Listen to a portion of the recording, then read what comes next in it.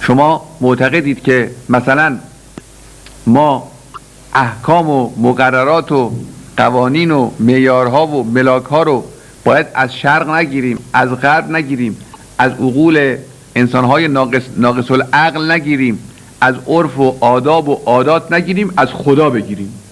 اینا قبول ندارن، اینو مسخره میکنن. شما معتقدید که ما بایستی زیر بار ظلم نریم، حکومت‌های جائر جهانی رو قبول نکنیم، تحمیل‌ها رو قبول نکنیم،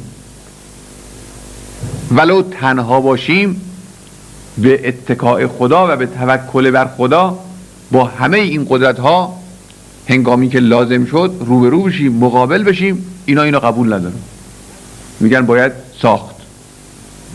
شما تحمیل بر انسان‌ها رو، بر مستضعفین رو، بر افراد جامعه رو قبول ندارید. اونها اهل تحمیل بر جامعه، کافر به اون چیزی هستند که شما او رو از خدا گرفتید و به او ایمان آوردید.